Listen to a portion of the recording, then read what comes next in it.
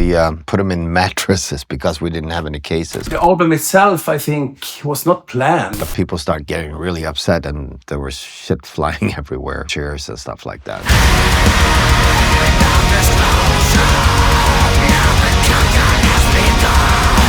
End of Disclosure. This was the first album I was not really involved in the songwriting process. That album is actually pretty much me working in the studio. I had to focus on other things at that time, so I couldn't really sit down and concentrate on writing stuff. But that's life, you know. It goes up and down, and you can't be on top all the time. At the end of the day, I pretty much did all the writing except on Soldier of Fortune, where Sebastian, for the first time, actually came in and wrote some riffs for that song. He was like 14 or something like that.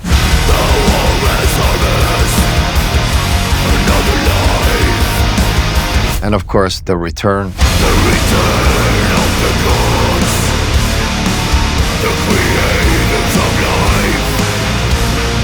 life, was actually written by Lars Søke, because I guess we started patching up things back together again and start hanging, and he had some cool riffs, so he came over to the studio one day and we were just sitting and he was just nailing all the riffs to me, and then we just put it all together to the songs. And it turned out to be a great album. Songs like End of Disclosure, Tales of the Spineless.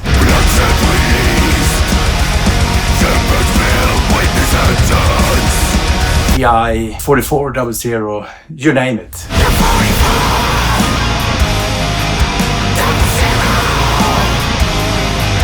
Lyric-wise, it is what you see today if you check out End of Disclosure lyrics.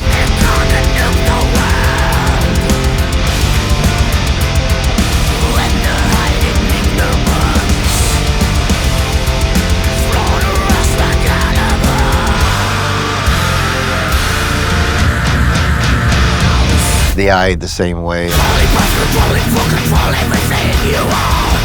Medicine is what you need.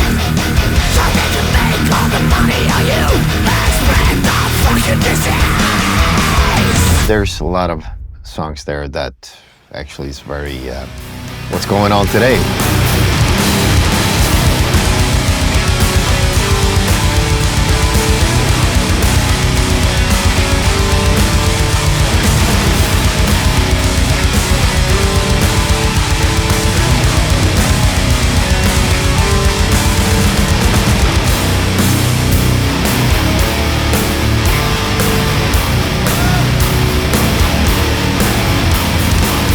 Wacken. Hypocrisy destroys Wacken. Almost 30 years ago. It's unbelievable. It was one of those times where, I don't know, everything just clicked somehow. We never been to Wacken before. We hardly knew what it was. I remember we played in one of the tents, huge tent set at the festival. We shared stage with In Flames, I can remember. We actually brought our own amps with us. I remember we put them in mattresses because we didn't have any cases. Mesa Boogie amps, dual rectifiers, and we just put them in these mattresses and put rickrack around it and just checked it in. And it was pretty cold evening to be August, but even though it was cold, we played without t-shirt on stage. You know, we were young and wild back then.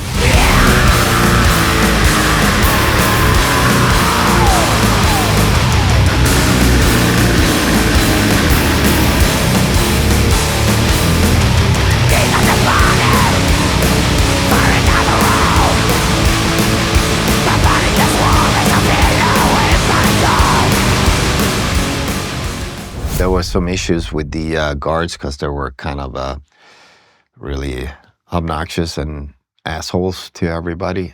So we just started going out playing. We didn't think about anything, and the crowd was so crazy. I remember at the end we were supposed to play more songs, I think, but they said we were late, so we had to get off. So they kind of kicked us off at the end, and people started getting really upset, and there was shit flying everywhere. Chairs and stuff like that. So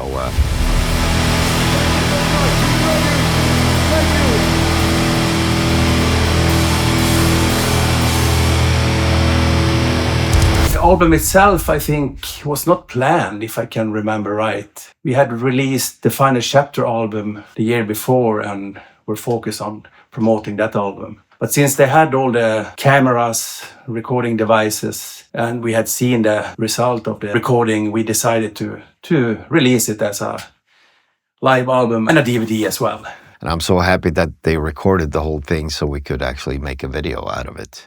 It was one of those classic things, and there was nothing much to do except just to mix the sound. It was already there, everything, both the magic from the crowd and things. I'm really glad we did, because it's a really, really cool memory to bring. It's one of those gigs that became a classic gig, so I'm really happy for that. Disclosure, yeah, the countdown has begun.